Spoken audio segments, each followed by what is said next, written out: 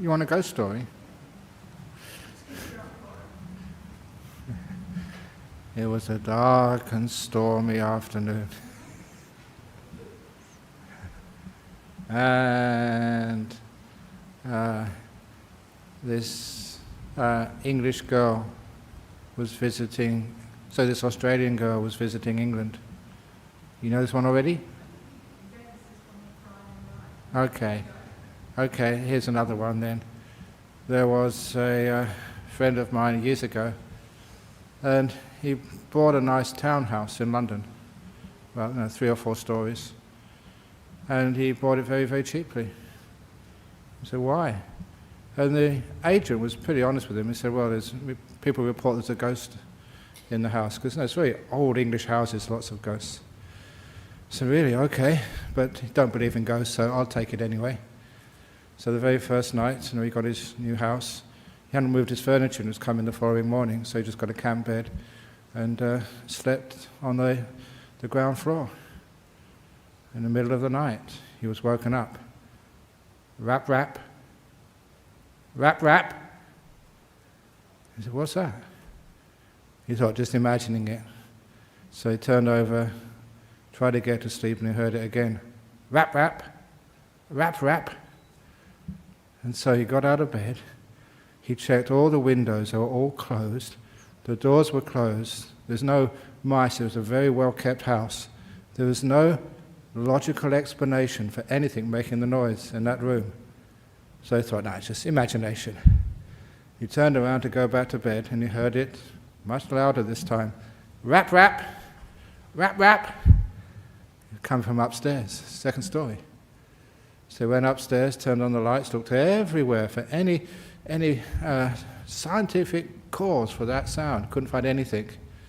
He was just getting a little bit concerned by this time, but just giving up. Imagination can play tricks on you. And then he heard it coming from the top floor, really loud. Rap, rap, rap, rap. And so he went up to the top floor, turned on the lights, and this time he's shaking a bit now, because it doesn't matter. People say they're not afraid, but when supernatural things happen, you actually do get a bit scared.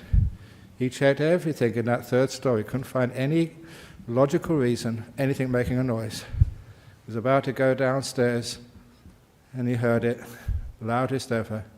Rap, rap, coming from the attic. And he didn't have any lights in the attic, so he quickly went down to get his flashlight.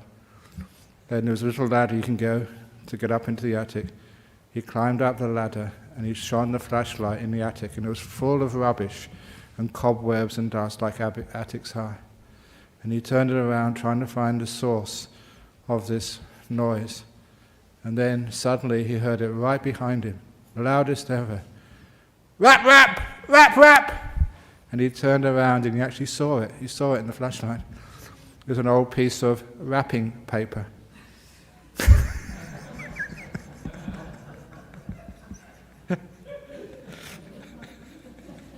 That's a terrible joke. Wrapping paper, goes rap, rap.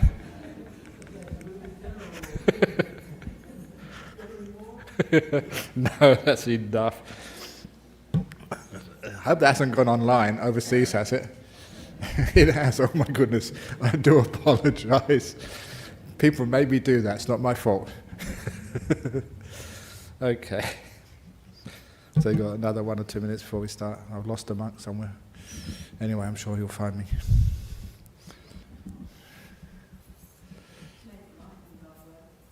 He was embarrassed. He couldn't stand my humour, so it's just gone. The clouds have gone to another place. Actually, the clock says 3 o'clock, so we may actually start now. So we'll start with the Namo Tassa. Namo Tassa Bhagavato Arahato Samma Sambuddhassa. Namo Tassa Bhagavato Arahato Samma Sambuddhassa. Namo Tassa Bhagavato Arahato Samma Sambuddhassa. Buddhang Dhammang Sanghang Namasami. Very good. So, as you all know, I hope by now, that this is a fortnightly sutta class, second and fourth Sundays of the month outside the Rains Retreat. One of the senior monks takes a sutta and discusses it, but instead of doing the suttas, most of which we've done before and are available on the internet, I am using the opportunity to read out a retranslation of the word of the Buddha. This was a document which was first printed in German, and I did some research recently, 1906 in German, and translated into English in 1907. So the translation does need to be updated. Updated for several reasons. First of all, that some of the words, the language is a bit dated, it's stilted, and it makes it hard to understand. Also, that some of the translations we can do much better than the first attempt at translating Pali words into English.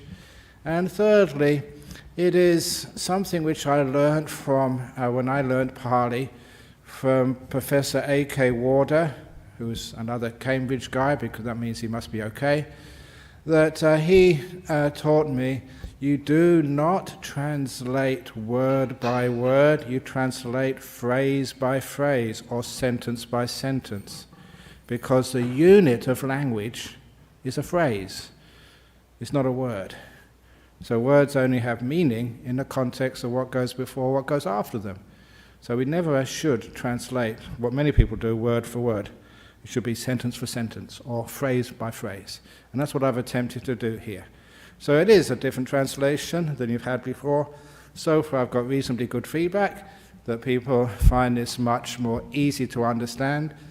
It takes away much of the repetition, which you find if you read the existing translations, and it makes it a little bit more powerful because you're not distracted by things like repetition. You're not sort of distracted by words whose meaning is a bit weird or strange. We try and use ordinary words which are common in 2017. So that is the reason I'm doing this. And so far, I should mention for anyone coming for the first time, that this is based on the Buddha's teachings from the suttas. It is an anthology where we take this sutta or a part of this sutta, a part of another sutta, and we string that together along a theme, and the theme is the Four Noble Truths. And with the Four Noble Truths, we also have the last of those Four Noble Truths, the Eightfold Path, and this is where we are right now. We're just almost completing the first of the Eightfold Path, called Right View. And right view is many, many things, but here we get to that part of right view that if one really penetrates the right view, and here's actually what they say, a ditti pato. Ditti means the right view, pato means achieved right view. If you're one who's achieved right view, then that's a simile for being a stream winner. So this is no small thing. It is the view, when it gets corrected, which makes a person a sowan, a stream winner. So this is where we are at the moment. The Sotapanna or stream winner, and this is from Majjhima Nikaya 22. I give the references so anyone can go and check up the other translations, which you may find in books by Bhikkhu Bodhi, which is much more academic. Or you can even better learn some Pali and look it up in the original, which is the best. When you contemplate in this way, and what we're doing before, the contemplating no self, when you're contemplating in this way, 3 fetters are abandoned in you. And the word fetter, it's what policemen put on you, like the handcuffs, balls and chains. It means something which stops you moving, which stops you being free. 3 fetters are abandoned in you. A view of a permanent essence, otherwise known as a soul, but to make it more accurate, an essence of this body and mind which you take to be you, which is permanent, which goes from life to life. that is a view which is abandoned, a stream-winning, a permanent essence, skeptical doubt, and a belief that rites and rituals are sufficient in themselves to reach enlightenment. Those who have abandoned three fetters are all stream enterers, no longer subject to rebirth in a lower realm and headed for full enlightenment. So the view of a permanent essence is the core of those wrong views which are overcome. The skeptical doubt, all skeptical doubt can only be overcome with direct experience. So this is not something you just believe, there is no self, just like you may believe in like a Jesus or an Allah or something. This is actually a direct experience, which means all skeptical doubt, all doubt is totally abolished. And it has to be a strong experience, not just a little understanding. It's the experience which has to come when, in the Buddhist way of looking at things, the 5 hindrances, which are what stops and blocks our wisdom arising, when those 5 hindrances are overcome. Remember, the 5 hindrances, they call them hindrances, it's a good word. What are they hindering? Wisdom. They block it. It's like looking through a mist, or not being able to see clearly. So those hindrances, that's the purpose of deep meditation, to overcome those so you can see clearly. And of course, once it's seen clearly, with the pre or post jhana mind, then no skeptical doubt left at all. That's a very powerful experience. And also the belief that rites and rituals are sufficient in themselves to reach enlightenment.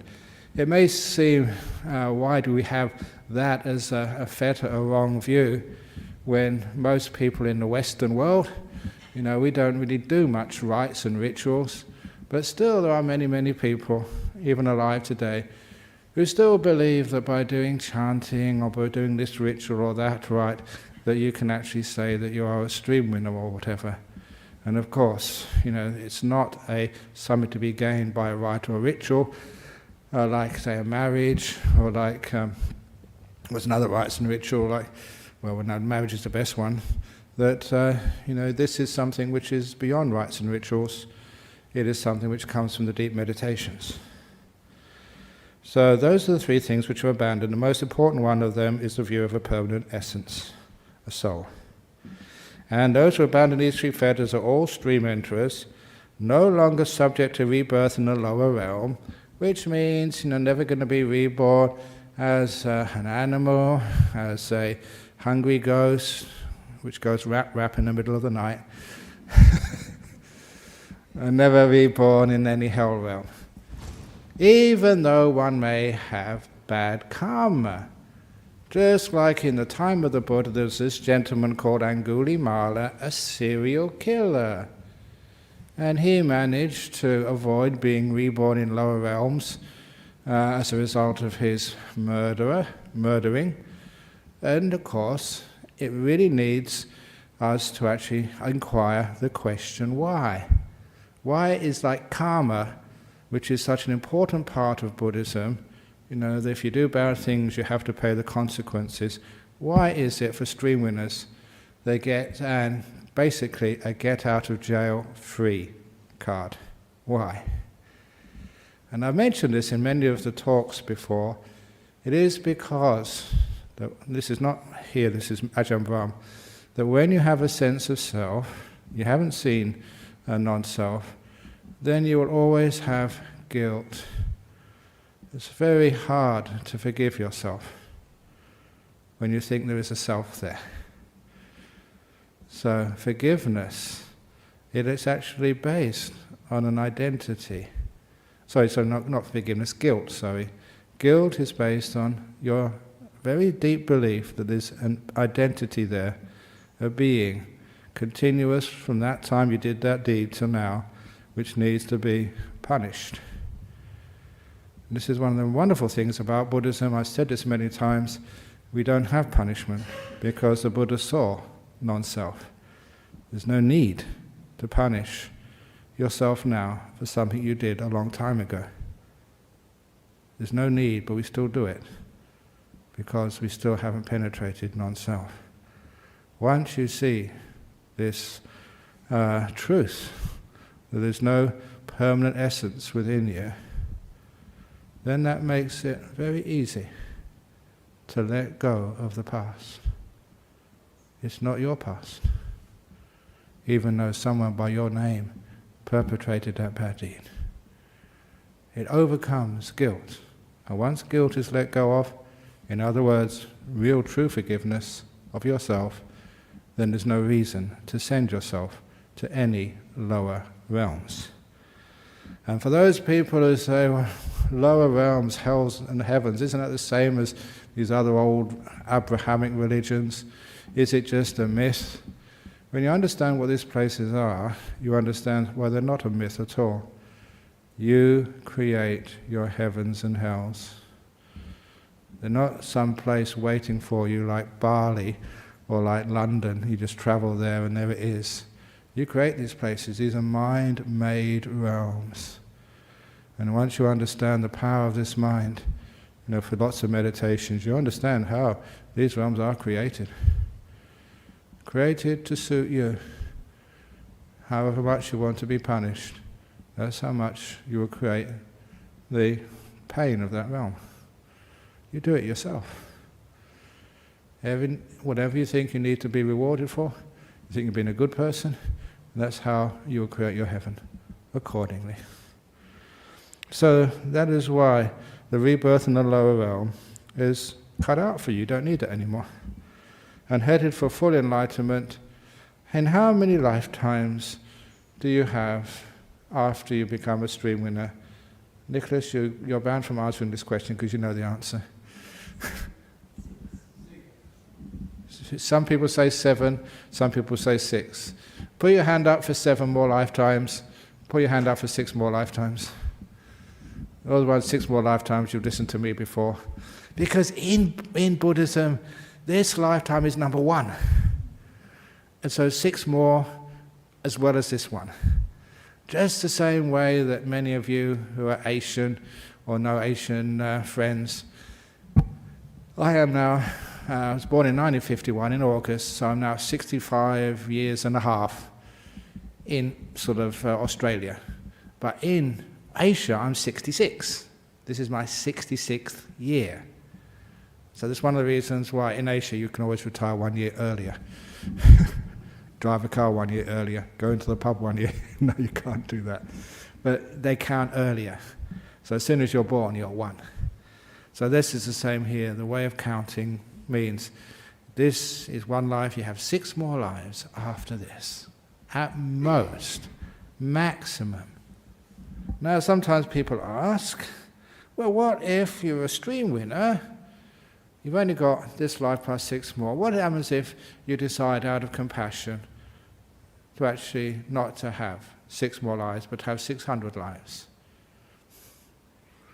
What if you want to be Bodhisattva and put off your enlightenment from here on in so that you can teach other people? Any comment? Yes, Ananda? Exactly, you can't. There's no one in there to make the choice. This is an automatic process. You can't delay it, you can't rush it. You can't do anything. It is just the same as if, like I'm going to Canberra tomorrow morning, if when I'm going to Canberra I usually travel Virgin Airlines because Virgin is the appropriate airline for a monk.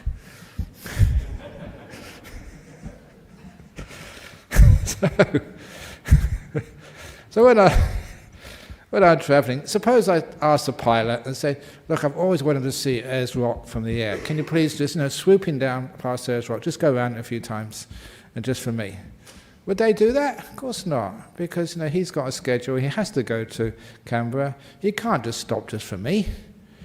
So this is the same as like trying to put off your enlightenment. At that particular time, once you're a stream winner, it's too late. You can't put off anything anymore. Your sense of self is gone. You can't control. It's too late. Whether you like it or not, 6 more lifetimes at most. Now we have, I very rarely do this because I want to have this the word of the Buddha, but Bhikkhu Bodhi did an excellent commentary, trying to bring everything together on the Noble Ones and the 10 fetters. So I'm going to read that out now. On entering the irreversible path to attainment of Nibbana, that's why I say irreversible. Once you're on that path, that's it. You're on the bus, it doesn't do a U-turn. On entering the irreversible path to the attainment of Nibbana, one becomes a noble person called Arya Pugala. Arya means the noble ones, Pugala means persons. I do know that in Nazi Germany they started to take their word Aryan and give it meanings which it didn't really deserve. They even took the swastika, turned it the other way around and used it as their symbol. So sometimes when you use the word Arya, sometimes people say, hey, what are you talking about? But Arya is a very old word, means a noble person, and in this particular case refers to a person who is a stream winner or above. And the word noble, Arya here, denoting spiritual nobility. And just to make sure that you understand why we never tell anybody, it's against our monastic rules, to tell anybody who is a stream winner, who's a once-returner, non-returner, or arahat. You know, many times you will ask me that, and usually say, no, I can't tell you. It's kept a secret. The reason why is because we don't want to split the Sangha into the two classes. The high class, these are the stream winners and non-returners, and the riffraff. And the story is because, now honestly, that if you all know which monk in Bodhinyana monastery, and which was an arahat, which was a stream winner, which was this riffraff, suppose one of the riffraff monks was coming to give the talk. Now, I'm not going to listen to him. He's only riffraff. Not only that, my first year in Thailand, very bad food. One morning, a big ute came, pickup truck. In the back was full of pots and pans, and you could smell it from the refectory, the delicious food they were bringing that day. And I could see it through the window and thought, wow, today I'm going to get a nice meal. You only had one meal a day, just one chance. And the driver came out and went into the halls. Those days, 42 years ago, maybe only 50 monks, 60 monks there, including Ajahn Chah, came in and said, is Ajahn Chah here today? He wasn't. He was at somebody's house doing a blessing. So he's not here today. He said, no. Sorry. So he got in his car and drove away. He never gave us any of that food. And when you're only 23 and really hungry, that hurts. And it was just because they never thought that, young monks, you get much merit from all that food. Ajahn Chah, you get much more merit. You invest in places where you get greater returns. And that's actually true, so that's why we never say. And that's also the old joke, because if we did say, splitting up the two types of monks, the ordinary monks and the nobility, it would create not the aristocracy. The Arya, not the aristocracy, the aristocracy, the big shots. So we don't do that. We try and keep everybody equal, everyone respected. And it's also, please do that with yourself as lay people. Don't go around telling other people, I'm a stream winner. That's nothing. I was a stream winner 2 years ago. I'm a once returner. That's nothing. I'm a non-returner. That's nothing. I'm an arahat. That's nothing. I've got psychic powers. Don't get into that spiritual pride. So anyway, so we always keep it quiet. So it's not an attainment. Your ego, your sense of self is supposed to be diminishing, not increasing. You're seeing non-self. It's not something you're proud of. So on entering the irreversible path to attainment Nibbana, one becomes a noble person, Arya Pugala, the word noble, Arya here denoting spiritual nobility. There are 4 major types of noble person, and each stage is divided into 2 phases. The path and its fruition. In the path phase, one is said to be practicing for the attainment of a particular fruition, which one is bound to realize within that same life. In the resultant phase, one is said to be established in that fruition.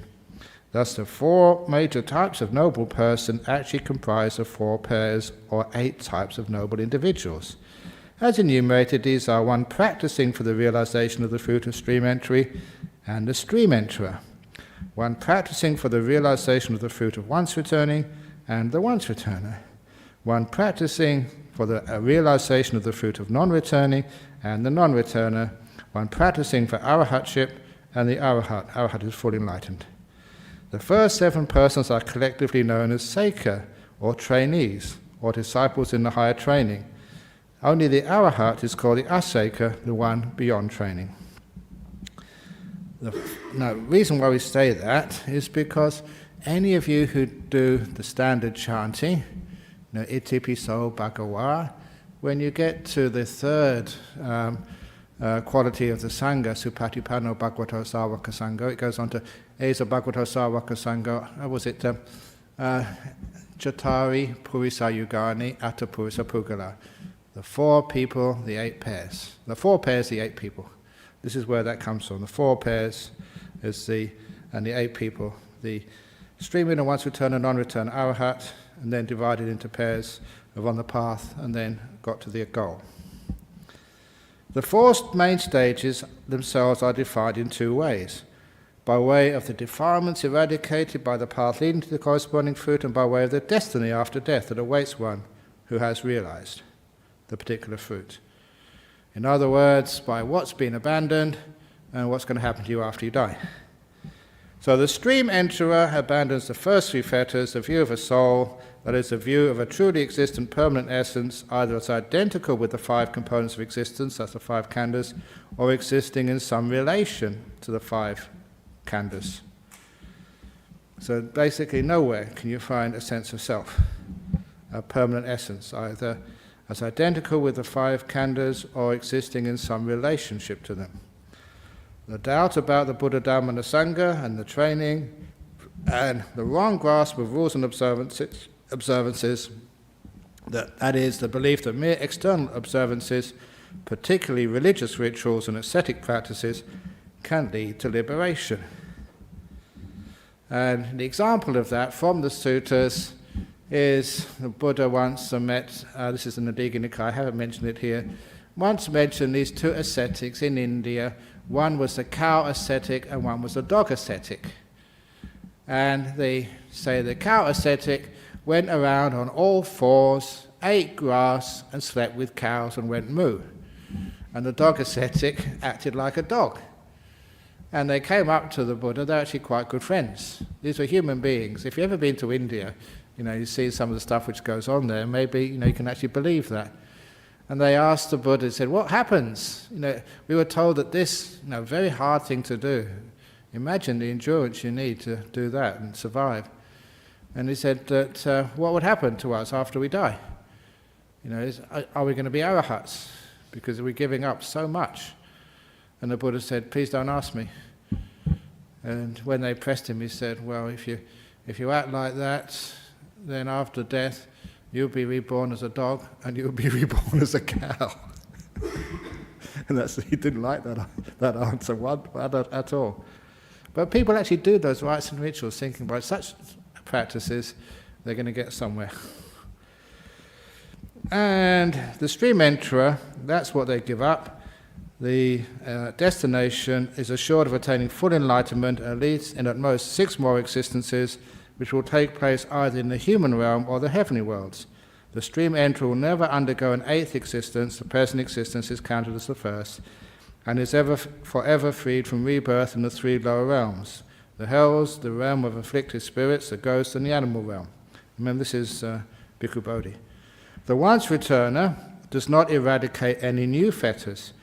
He or she has eliminated the 3 fetters that the stream enterer has destroyed, and additionally weakens the 3 unwholesome roots: wanting, aversion, and delusion. So these wanting and the ill will, aversion, they've been weakened but not fully abandoned yet. So they do not arise often, and when they do arise, do not become obsessive. As the name applies, the once returner will come back to this world only one more time and then make an end of suffering. The non-returner eradicates the 5 basic fetters. I call them basic fetters because these are the base by which we keep getting reborn.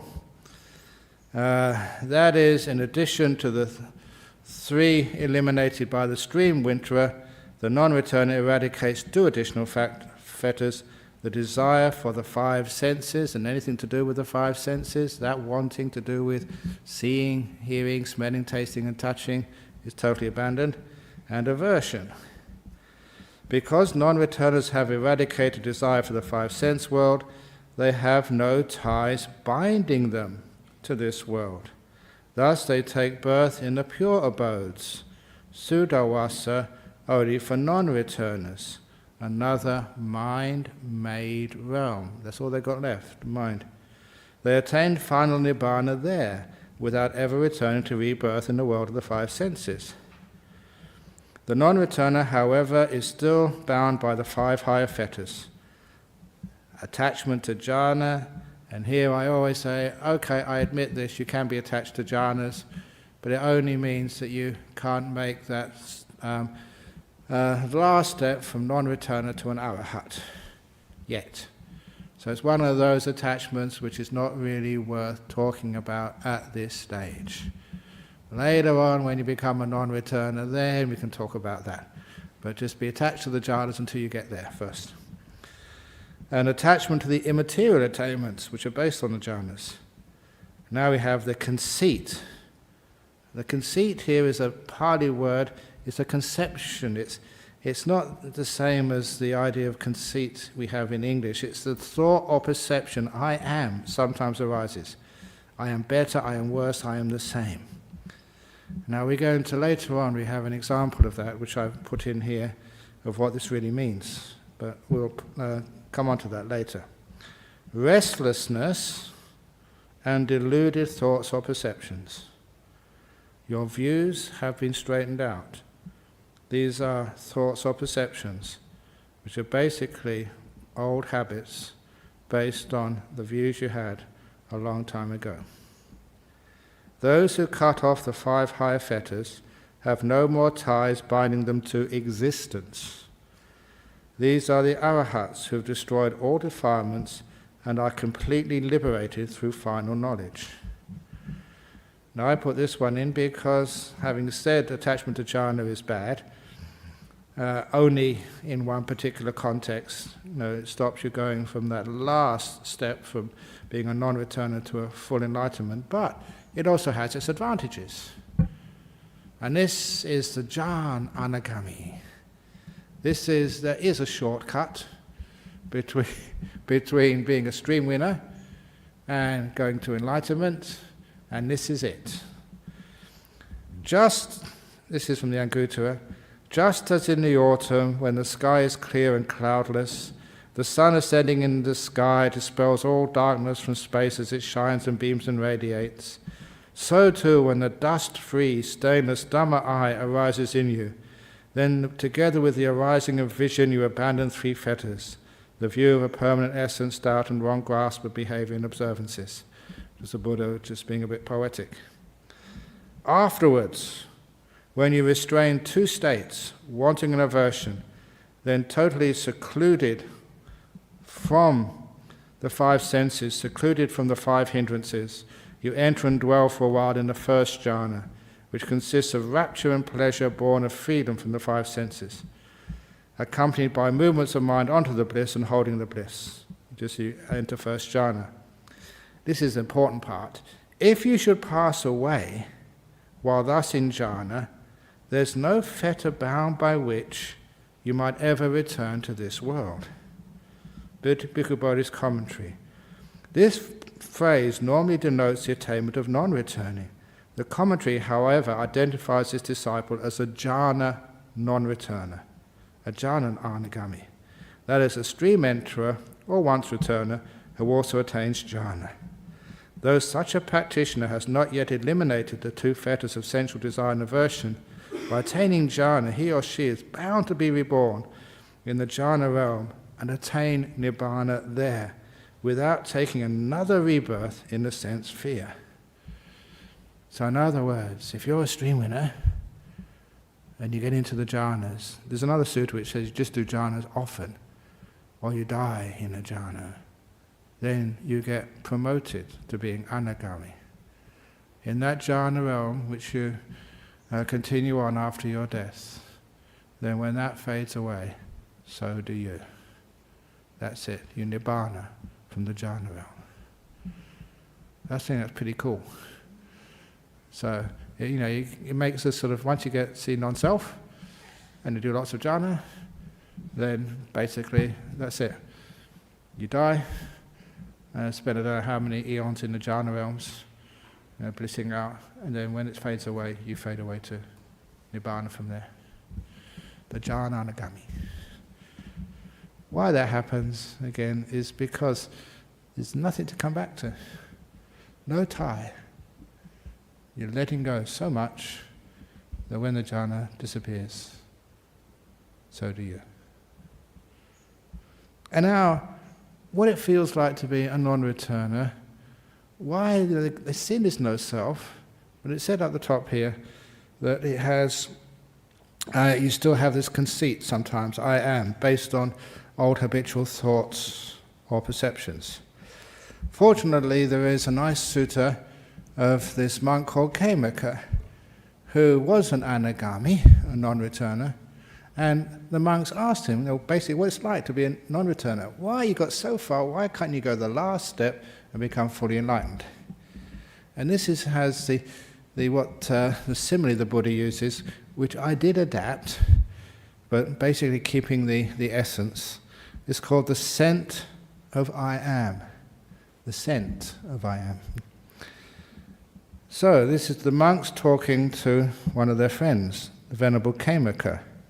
Friend Kemaka, when you speak of this I am, what is it that you are speaking of as I am?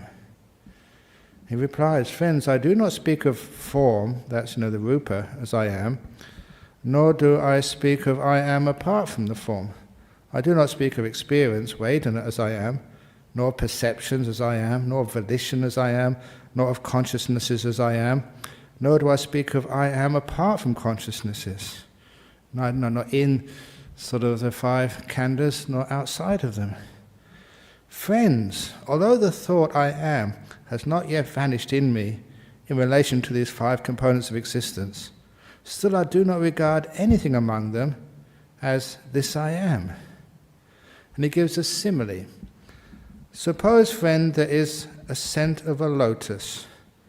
Would you be speaking rightly if you were to say the scent belongs to the petals, or the scent belongs to the stalk, or the scent belongs to the pistils? No. And how, friend, should you answer? If you were to answer rightly, you should answer the scent belongs to the flower. So too, friends, I do not speak of this form as I am, nor do I speak of I am apart from form. I do not speak of experience, perception, or will or consciousness as I am, nor do I speak of I am apart from consciousnesses. Friend, although the thought I am has not yet vanished in me in relation to these five components of existence, still I do not regard anything among them as this I am. Friend, you've got another simile which is better, but down below.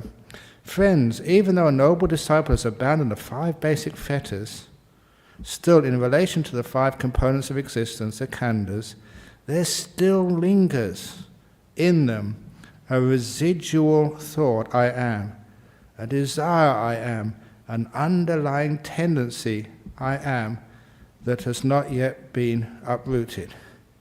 Sometime later they dwell contemplating the dependency on causes of the five components of existence, such as form, body, such as origin, such as passing away, such as experience, such as perception, such as will, such are the six consciousnesses, such is their origin, such is their passing away.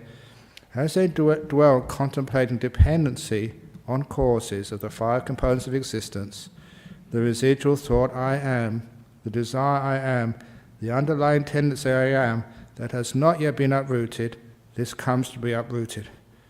And this is the killer simile which I adapted. Suppose you washed a cloth in a washing machine, rinsed it and spun it and then put it in a dryer. Although that cloth would be clean, still it might retain the residual smell of the soap powder. Then you would hang it out in the sun to air, and after a while, the residual smell of the soap powder would vanish. In the original simile, if you read it, the washer women take it to the river and they bang it about with lye or cow dung, and that's how they used to wash things in those days, and after washing it, you would still have the smell of the lye or the cow dung. And if it's similar like that, what happens is people just, the whole meaning of the simile is overwhelmed by the weird way people used to wash clothes in those days. So this is how we wash it in these days, and it still keeps the essence of the simile. You've all done that, washing something in a washing machine, and after it's got the smell of the soap powder. That's like you've washed away most of the defilement, still got the smell of I am there. That's the non-returner. So too, friends, even though a noble disciple has abandoned the 5 lower fetters and have been washed clean, still in relation to the 5 khandhas, there still lingers in them the residual thought I am, the desire I am, an underlying tendency I am that has not yet been uprooted.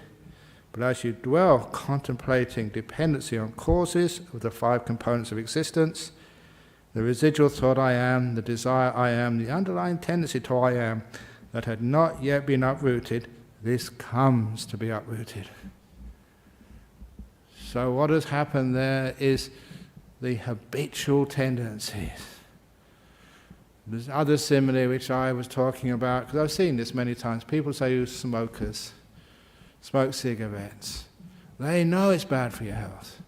They got the right view of the danger of cigarettes. They can't really get rid of it yet. And so it takes them a while until the view actually starts to penetrate into their behavior, the way they perceive and think. Totally. Otherwise, sometimes there's some lingering desire for cigarettes. But after that view of how dangerous and yucky it is really penetrates into them, then there's no way they're going to take a cigarette anymore. They've abandoned it. So once you get your view straight, you've understood something, say like alcohol is bad for you or whatever, it doesn't mean that straight away you're going to give up sort of the bad habits. They linger a while until the new view, the correct view, becomes so strong it actually washes away even the old sense or the smell of the old views, the old habits. I hope that's clear, because it's a very important point there. So I'm going to pause for a moment and see if there's any questions on what we've done so far on the stages of enlightenment. Yes?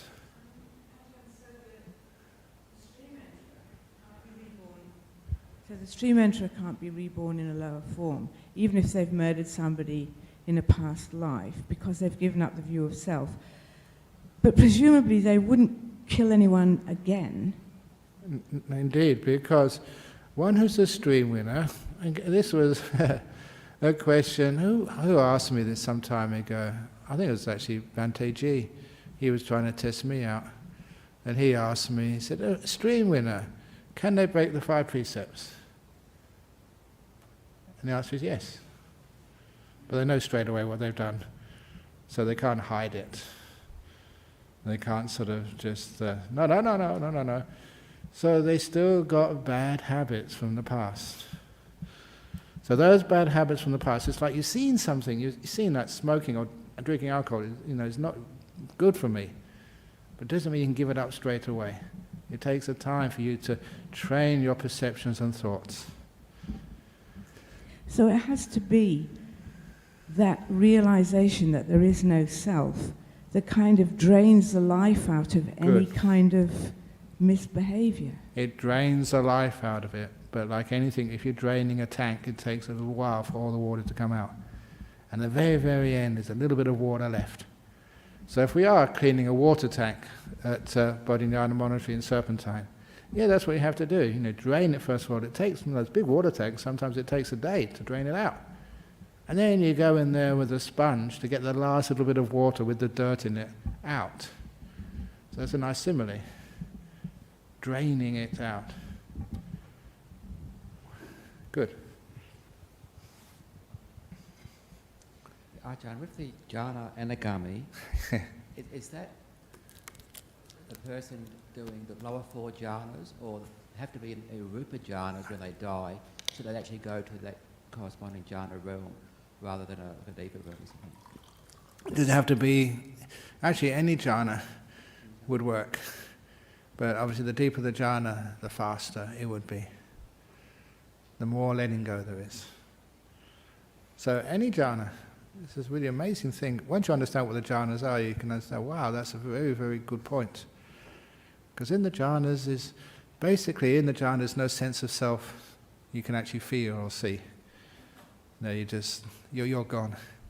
It's one of the reasons why, I think I mentioned this to monks a few weeks ago, that in history there was 2 people, 2 Catholic monks, a monk or a nun, who when I read it looked like they were attaining the first jhana.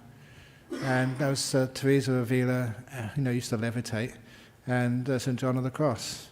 Just reading some of what they said, it's very hard because the translation in English, don't know what they really meant to say, but it was an indication they may have got into the jhanas. But one of the reasons why they would get into first jhana is because of their methodology, their belief in total surrender, to their God. And that was 100% surrender, not keeping anything back for them. They were surrendering their will, their choice. They were letting go because of a belief, no, God take over. Now that you can see, that type of letting go, you can say, yeah, I can understand how that would get a person into a first jhana.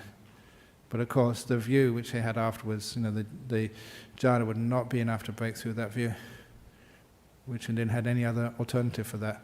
But I can see just how that degree of letting go would go into that. And so when they're in that jhana state, no sense of an independent self, they would experience that as a union with God. They're gone, totally. So you can understand in the jhanas, there's no sense of me left. That's why you can't get into those states by doing stuff. That's too much of ego, too much of me doing stuff. They are literally stages of letting go, of doing will, which is why they're so still, and the me which creates all this willing. So that's why in such a state, you haven't totally abandoned desire and ill will, but you've suppressed it so much that when you come out afterwards, basically there's nothing really to get you reborn. That make any sense? Anything else? So really, because doing stuff really just enhances your sense of self. Correct. So that's why it doesn't work. Exactly, thank you. I've been trying to bang at that point for about 30 years. Yes, behind you, yeah.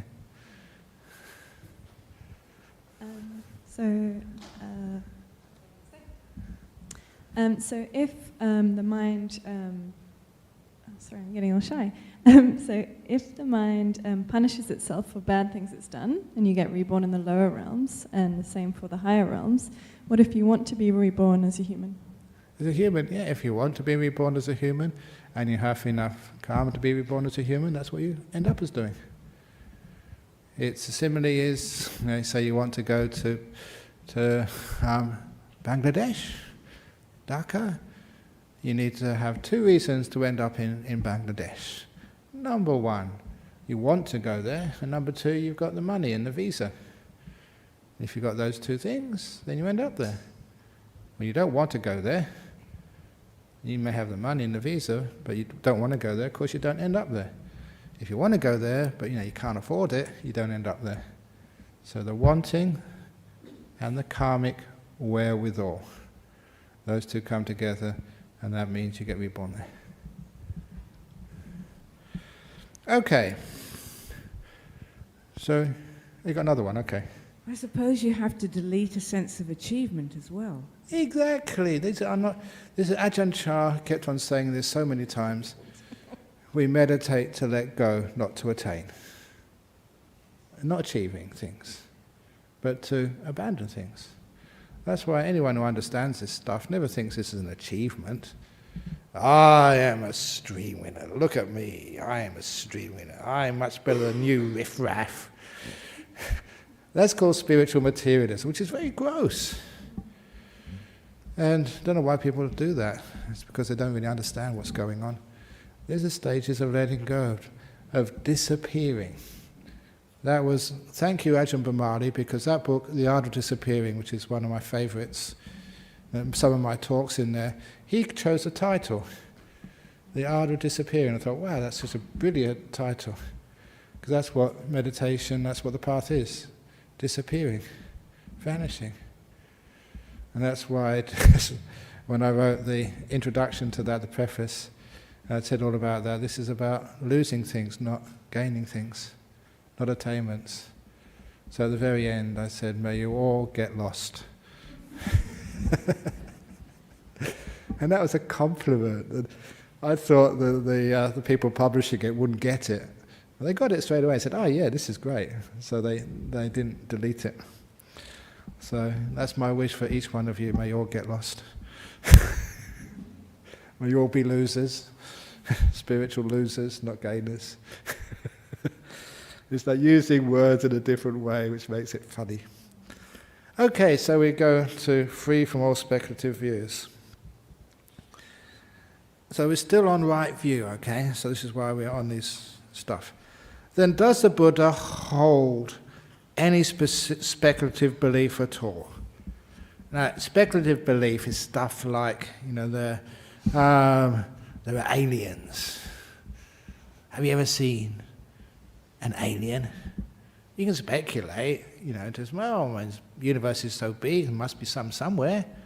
Maybe they're sitting among us, who knows? So speculative beliefs are just things which people love to think about, even like the origin of the universe, where it all began, if it did begin anywhere. The speculation. Speculative belief is something that the Buddha has put away, for the Buddha has seen this. Just basic 5 khandhas, just focusing on message.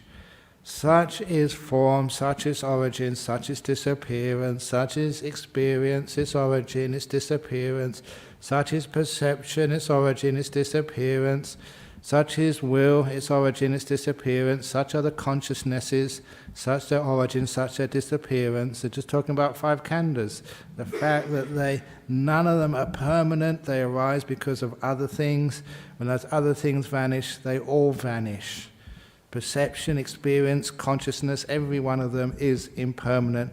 It arises and totally disappears for a while. Therefore I say, with the destruction, fading away, cessation, giving up, relinquishing of all conceptual proliferations. This is one of the great words, papancha. Conceptual proliferations. Once we get an idea, it just takes off.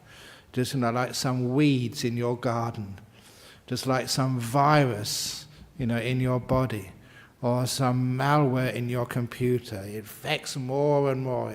It expands. This is what's called conceptual proliferation, or maybe you should call it conceptual viruses. Just how they affect and just keep going and going. That's why we're thinking. There's no end to thinking. No end to philosophizing. It's conceptual proliferation. Put that away, just seeing. Not thinking about this and working it all out, seeing the basic 5 components of existence. Seeing that there's nothing there.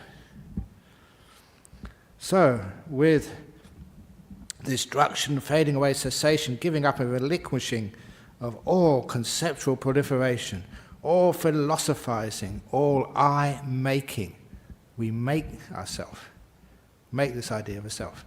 Mind-making, we construct the idea of possession and the underlying tendency to assuming a permanent essence. It is an underlying tendency. It's just we've been doing this for such a long time, it's just the habit. We try and make something out of nothing. That somewhere, someplace, is a me. The Buddha is liberated through exhausting the fuel that drives rebirth. I like that translation. The fuel that drives rebirth. Your car's got no more petrol in the engines anymore. It can't move. Can't get to rebirth anymore. And that fuel is the view that there's some person in there, some essence, some mind which is not sort of is not impermanent, something, some soul, some ground of all being, something. That becomes the fuel which makes you get reborn. When you exhaust all that fuel, then there's no way you can make an I or a mine anymore. That's why the Buddha, no speculative views anymore, just seen through all of this. The three characteristics of existence, whether Buddha arises or not, there persists that law, that stable Dhamma, that fixed course of Dhamma. All phenomena that arise from a cause are impermanent. Suffering are not a permanent essence. All phenomena that arise from a cause are impermanent. In other words, they arise from a cause, then they must be able to disappear. And the suffering, not a permanent essence. The Buddha awakens to this and breaks through to it, and then explains it, teaches it, proclaims it, and establishes it, discloses it, analyzes it, and elucidates it. In other words, that's actually Nietzsche. That's not anicca, that is Nietzsche. The law persists. Now, what is it that the wise in the world agree upon as not existing, of which I too say that it does not exist?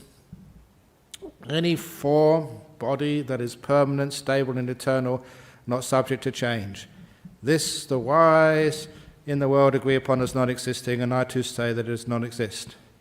Any experience, perception, volition, any type of consciousness that is permanent, stable and eternal, not subject to change, this the wise in the world agree upon as not existing, and I too say it does not exist.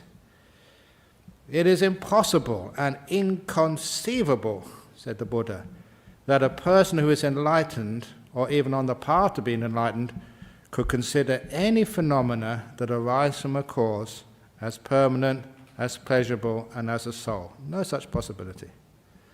There is a possibility that an unenlightened worldling might consider some phenomena that arise from a cause as permanent, as pleasurable, and as a soul. There is such a possibility. This is where we make a soul, an original being, a ground of all being, an essence, anything. It is the tendency of human beings to do that, to find an ultimate retirement home for you.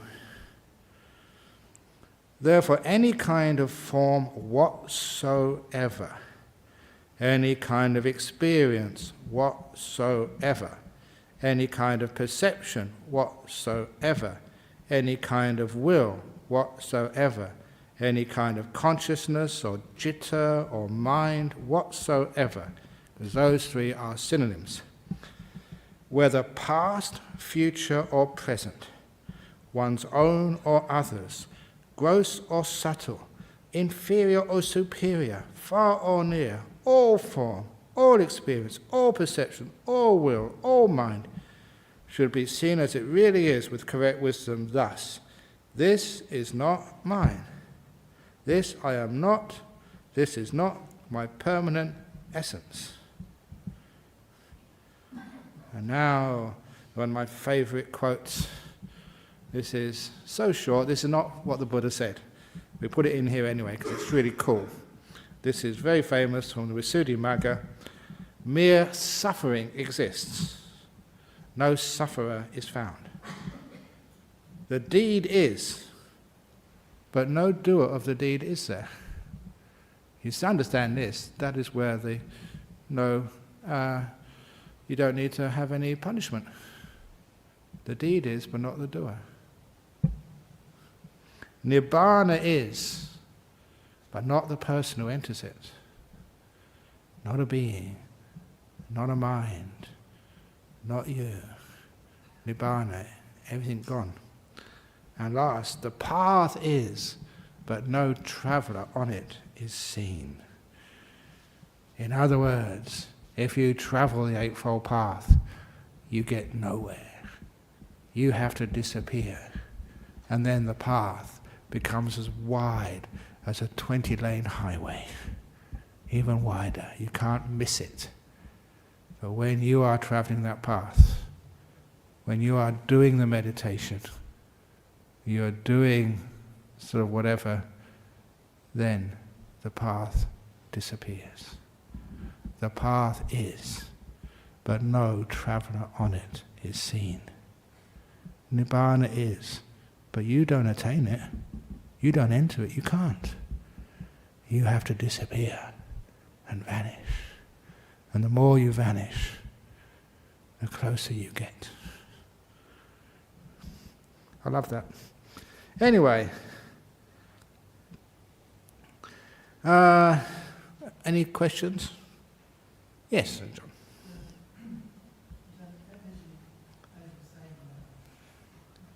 Yeah, go on. The Sotapanna, do they have no self? They don't commit themselves to any punishment, what they did. Yeah. But in the case of someone killing a Sotapanna, a hypothetical example, Sotapanna killing another person, Yeah. regardless if they create their hell or not, they've still got that karma to receive, don't they? Ah, have they? They got some karma there. If a stream winner or a once return or something kills someone, you go to jail. Yeah, you can't just say, you can't use that as a legal defence in Australia. It says in the sutras that stream winners are no subject to such punishments. That doesn't wash in a jury trial or a judge trial. But no, so there is some consequences there, but those consequences don't arise in a future life. And Gurimala, apparently, he did, people threw stones at him and scolded him, so he did get some sort of suffering as a result of what he did, but no future life suffering. So you're not punishing yourself, other people punish you, but not you.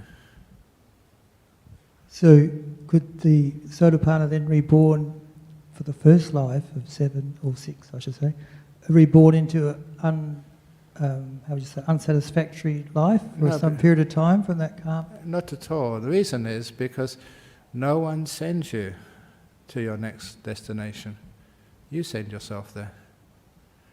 You choose, literally, where you're going to go next. But sometimes we do make stupid choices because we're not wise. Because people feel they deserve to be punished. Even in this life, ask any psychologist, people with a strong sense of guilt will actually deny themselves happiness or success. But doesn't the karma actually would it even pull a Sotapanna to that? No, the karma is very personal. You are the owner of your karma. In many ways. Okay. Good one. Okay, yes, because she's had a few. Go on. What exactly is meant by consciousnesses? Consciousness is, I added the plural there because this is translating according to the definition. When Buddha ever uses the word vijnana, he says there are 6 types of vijnana. Sight, hearing, smell, taste, touch, and knowing. The mind, the citta. These are the 6 consciousnesses. And I use that plural because it makes the word much more powerful. This is not me changing Buddhism. This is using a word and translating it according to its meaning. 6 different types, and that changes the whole ballgame. Not consciousness, because so often people say conscious, that's me, that's my essence. There's 6 different types of them. Which one is you? Said the Buddha. And then you find out when there's one there, the others are gone. They arise according to causes. Consciousness. And that 6 consciousness, mind, its synonym is citta, the mind. Each one of these consciousnesses arises because of a cause. When that cause disappears, the citta vanishes. That's the 3rd satipatthana. Just see the rise and fall of the citta. Rise and fall means gone, disappear. So it cannot be a permanent thing. And what I just read out here, all types of consciousnesses, which includes all types of citta, should be seen, what was it, past, future or present, one's own or others, gross or subtle, inferior or superior, far or near, all consciousnesses, which include all mind, all citta, should be seen as it truly is. Not me, not mine, not a self. And that is just the requirement for being an Arya, for being a streamliner. Without that, you're not a streamliner. So there's another one from... Sorry, Ajahn. Yeah. Because John was saying, doesn't karma cause itself? Yeah. And it just occurs to me that the self, the sense of self, is a bit like a black hole. It is exerting huge power, and it's creating everything, including hell realms and everything you can think of. And without the self, everything just melts away, and there isn't any attraction. Yes, indeed. That's the whole point of this, to have you melt away. The whole point of this, Sue, is to get rid of you. Get rid of Sue, the sense of self, the sense of me. It's to lose things, not to gain things. Not to enhance yourself by, just by being called a saint and just look how great I am. You want to, okay, over there? So what is being reborn? Is that some form of energy that's being discharged into the air at the time of? No, it's not energy. There's nothing continuing from one moment to another. It is cause and effect. We're going to go into that in a few moments, because I was just scrolling down. We've got dependent origination coming soon, which is how the Buddha would answer your question. But we'll just go on a bit further here, because time is running out. Okay, where have we gone here? Oh, yes, this is Yamaka. Sutta Nipata 44. After the path is not travelled on, it is seen. It is those who do not understand. Okay. It is those who do not understand form as it really is, who do not know and see its origin, its cessation, and the way leading to its cessation, that think an enlightened one, an arahat, exists after death or does not exist after death, or both exists and does not exist after death, or neither exists nor does not exist after death. It is those who do not see experience as it really is, who do not know and see perception as it really is, who do not know and see will as it really is, who do not know and see the consciousnesses, including mind, including citta, as they really are, who do not know and see their origin, their cessation, and the way leading to their cessation. These are the people who think an arahat or an enlightened one exists after death, or does not exist after death, or both exists and does not exist after death, or neither exists nor does not exist after death. This is one of the questions, what happens to an arahat after they die? And this is the beginning of one of the best answers, clearest answers. For one who knows and sees the 5 components of existence, the 5 khandhas as they really are, who knows and sees where they come from, their origin, according to causes, their cessation, causes stop, these things vanish, and the way leading to the cessation, they do not think either of these possibilities. They don't even think an enlightened one exists after death or does not exist after death, or both exists and does not exist after death, or neither exists nor does not exist after death. And this is the really beautiful sutta. What do you think, this is from the Samyutta Nikaya, the Khandha Samyutta. What do you think, Yamaka, asked Sariputta? Do you regard the body, experience, perception, will or consciousness as an enlightened one? No, Venerable.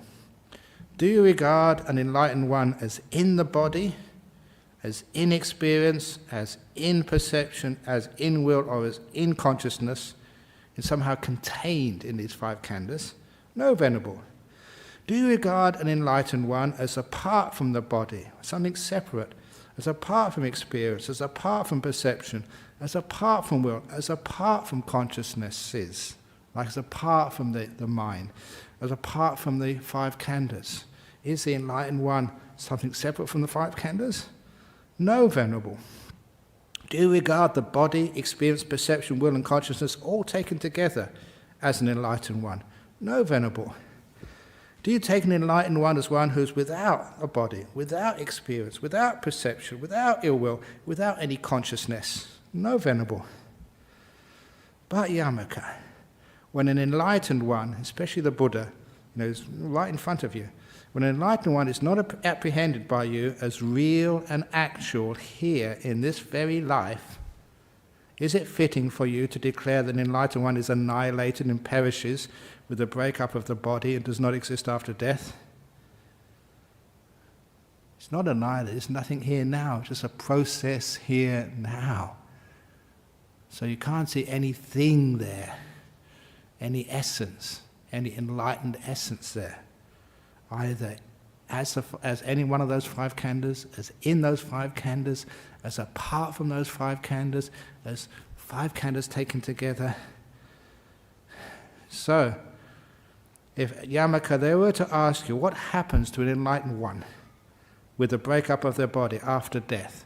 What happens to an arahat when they die? I would answer that the body is impermanent. What is impermanent is suffering. What is suffering has ceased and passed away. That's all. Experience is impermanent. What is impermanent is suffering. What is suffering has ceased and passed away. Perception is impermanent. What is impermanent is suffering. What is suffering has ceased and passed away. Will is impermanent. What is impermanent is suffering.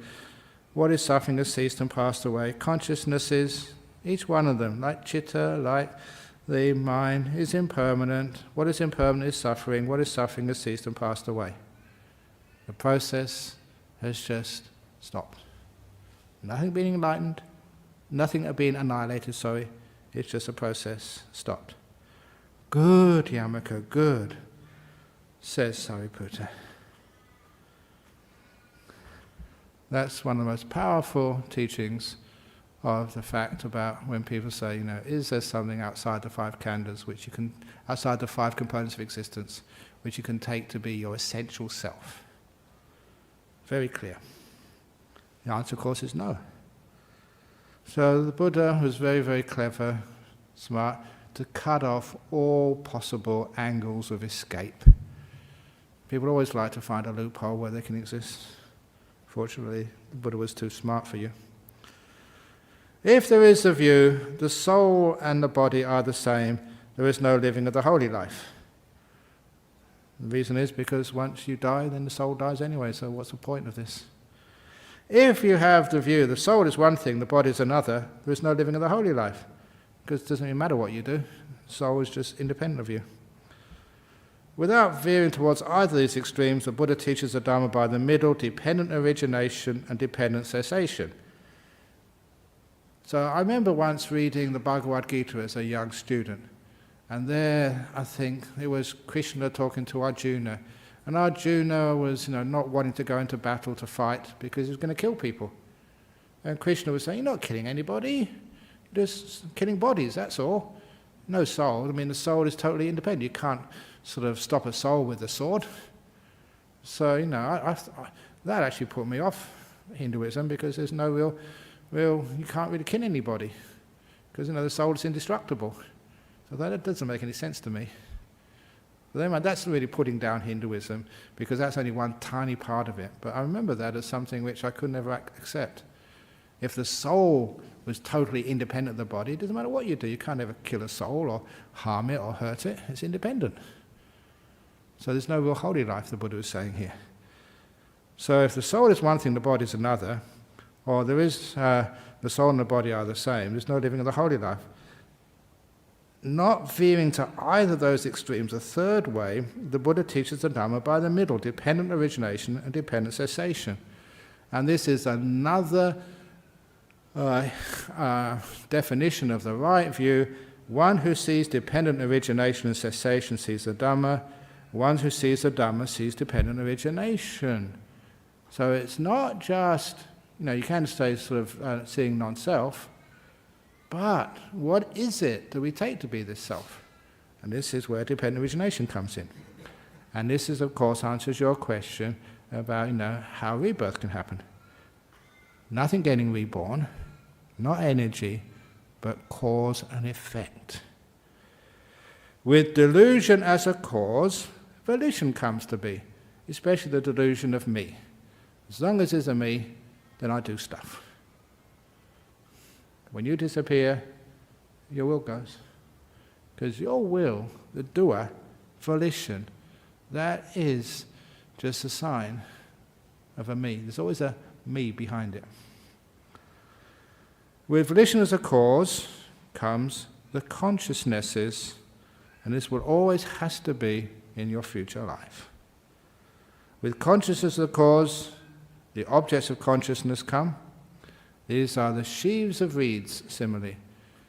The way that farmers in the old days would dry the reeds or the hay, they would make a sheaf, 2 sheaves of hay, and lean them up against each other. You take one away, the other one falls down. So objects of consciousness and consciousness, they have to come together. If there's no objects of consciousness, the consciousness vanishes. If there's no objects of the mind, the citta vanishes, disappears. That's in the Nidana Samyutta. With name and form as a cause, objects get the 6 sense bases, the 6 sense bases, sensory contact causes experience. Now this is not the sense of A leads to B and then a few seconds later then C. These things always have to be there together. And with experience as a cause, wanting, and with wanting it causes the fuel, the upadana, and with fuel as a cause, the states of existence, which I mentioned, you create these. With some place to go to, you cause rebirth. And with rebirth as a cause, aging and death, sorrow, crime, pain, unhappiness and distress comes to be. Such is the origin of this whole mass of suffering. No God nor Brahma can be called the maker of life. Empty phenomena roll on, dependent on conditions all. It's rolling on, cause and effect, empty conditions. No being, no energy, nothing there, empty conditions. But when a meditator's abandoned delusion and arouse true knowledge, then with the fading away of delusion and the arising of true knowledge, you do not generate a meritorious volition or a demeritorious volition, not even a neutral volition. You don't generate anything because there's no one there to do the generation. So, the arising of true knowledge. And sometimes I've heard that some people say, dependent origination, it's cut at the gap between this and that. And that's just so much go-mayang. Remember the word go-mayang? Go-mayang. Go is the bull, mayang is what comes out the back end of a bull. And Buddha never says that at all. It's always delusion. When that is abandoned, that's when this causal sequence gets stopped. With the remainder fading away cessation of delusion comes a cessation of will. Ooh, that's powerful. When you realize there's no one there, then actually you can stop the will. Beforehand, you suppress the will. When you see there's no one there, there's nothing to do the willing anymore. That's one of the reasons why a stream winner can't get reborn that many times. The will is gone. With the cessation of will, cessation of consciousness in your next life. Nothing to get you reborn. Cessation of consciousness, the objects of consciousness disappear, sense bases, sensory contact, experience, wanting, fuel, states of existence, rebirth, the whole thing stops. House builder, this is from the Theragatha. Many monks, nuns use this phrase. House builder, you have now been seen. You shall build no houses again. Your rafters have been broken and your gables all torn, thrown off course. The jitta will be destroyed right here. Without any doubt, jitta, you shall be destroyed. That's the mind, the house builder. Once you've seen that, it's not who you are. It's just empty phenomena rolling on. Your mind, the jitta. That's from the Theragatha. House builder, you have now been seen. You shall build no houses again, your rafters have been broken, your gables all torn. Thrown off course, the jitta will be destroyed right here. Theragatha. That was your house builder. no more rebirth. Whew. Okay, that's actually come to a nice stop. That's the end with a really big bang of right view, according to the word of the Buddha. Okay, looks like we've got some questions from overseas, so let's deal with those before I ask any more questions from here. Here we go. From Malaysia to Ajahn. Is there any distinction between making merit and karma? Karma includes making merit and making bad karma as well. So karma, you can make good merit, you can make, I have a word in Thai bar, you can make sort of bad merit for yourself. Making merit is like good karma. So good karma is merit, bad karma is demerit. Okay, thank you. Demerit's okay. They have that over here because you have demerits when you have long weekends and you get double demerits. So basically karma is just how merits and demerits are made. From Santa Barbara, is there a way to get rid of the result of bad karma through education, understanding, or suffering is necessary? Through a bit of faith you can lessen the results of bad karma. And, don't like to say this, but the Buddha said it, so I have to admit it. The other way of overcoming bad karma is not overcoming it, but diluting it. And the reason I don't like saying this, because many sort of monks and places use this as a great way to raise funds. And sometimes monks and monasteries get too rich. And especially that one in Thailand, which is being shut down now at last.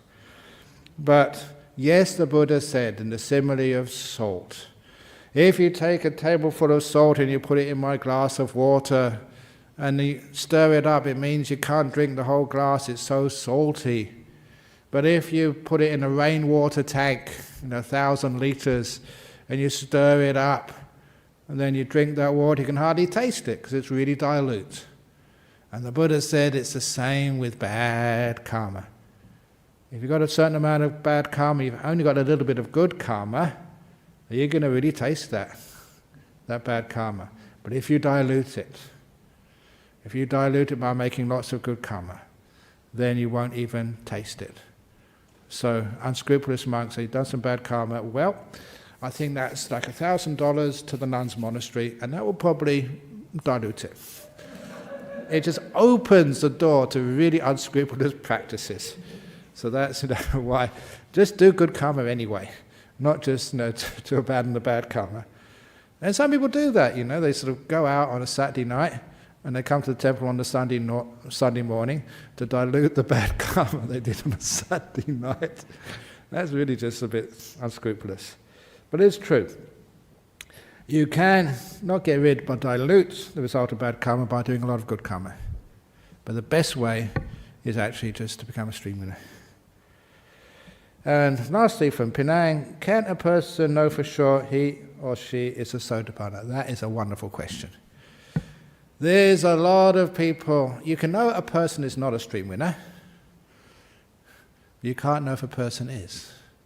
So many people get deluded. They want to be a stream winner or a once returner or a non-returner so much that they just delude themselves. The desire, the craving is one of the 5 hindrances, and it means they don't see things that clearly. The monks know this story. I went to see this great monk, Ajahn Tate, many years ago, and I had to wait in line. And as I was waiting, he was talking to this other Indonesian girl, very, very wealthy. And she was talking about her meditation. She said, I was meditating, and my mind went so still, went blank, things disappeared. That was 4th jhana, wasn't it? And Ajahn Tate said, no, it wasn't. You were just sleepy. And they said, but this is what happened first of all, and then it was 4th jhana, wasn't it? And she asked again. He said, no. And then he asked again, and he asked about 4 or 5 times. It was 4th jhana, wasn't it? He said, no. And then I was listening to this, and she asked again, and he said, ugh. And she smiled and went out, and she told everybody afterwards, my jhana has been confirmed.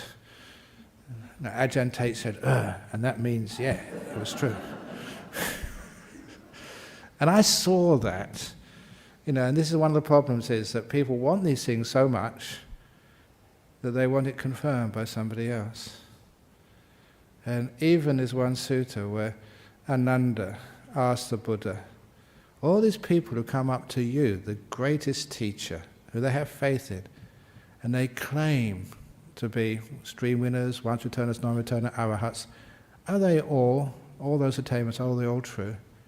And the Buddha said, some are, some aren't. And I read from that, even the Buddha couldn't convince a person they were deluded. So that's just how powerful these delusions can be. People can think they're a stream winner, once returner, even an arahat, and not even a Buddha could dislodge that from them. It's the power of the sense of self. Creates, manipulates, and just anything else they would just push aside as, no, I'm still a stream winner, I'm still a once returner. So it's very dangerous. Which is one of the reasons why that, number one, you don't tell people about your attainments because they could be wrong. Number two, check them out, from what the Buddha said. This is the only real place you can actually get some authority. Not from me, not from any other monk or nun, but from this, how the Buddha taught. Basic thing, a stream winner that can't have a sense of self. It's much easier to see if a person's an anagami or not, a non-returner, because non-returners don't have any lust or ill will. You cannot make a non-returner angry, which is one of the reasons we test people. And if anybody says they are a non-returner, say Mahesha, who's just laughing over there. I think I told you this before, Mahisha. If you tell me you're an anagami, I would say, no way can a Sri Lankan girl become a non-returner. That's impossible. Maybe in your next life when you become a boy, then you can. Now, of course, you know me, I don't believe in that sort of stuff, but I say that just to try and irritate her. Get her upset, find her weak points. And if she comes like, what are you, misogynist? I believed in you, I thought you regarded everybody equal, that you're a modern monk, sorry, you failed the test. So you find people's weak points and try and make them angry. And if they do get angry, test has been concluded. And I don't mind these days, because you should find these things out yourself. For a stream winner, there is a little test. It's in one of the commentaries. I had to read this because if a monk or a bhikkhuni say they're a stream winner and they're not, it can be like a capital offense. They have to be disrobed. If they know that they're lying, if they're just boasting it and they're not.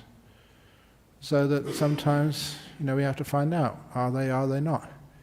So there's a little test. On one of those tests, 2 questions you have to ask for being a stream winner is when and where did it happen? When? What time of the day? Where? What were you doing?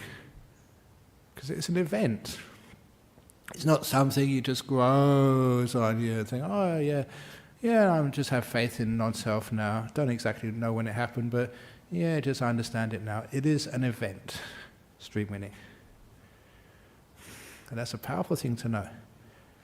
So I've blown it with you guys now, because if you do want to sort of fake stream winning, you say, no, it happened at Dhammaloka Centre when Ajahn Brahm was doing the sutta class. So there's other ways to find that out. So that's how you can know for sure.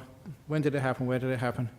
And honestly, check it out with the suttas. Is there any idea that there's a self which is going to, a jitta, an essence, anything which will survive the death of an arahat?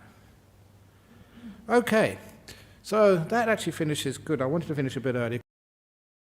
I'm going to go back to the monastery for the Patimokkha ceremony, and also early tomorrow morning I'm going to Sydney. To Canberra. But coming up next is the second factor, which you can see on the board there, is not right intention, but I'm calling it right motivation. And I'm sticking by this as the word sankappa. And it is explained, or it's translated, by how it is defined. Not by its etymology.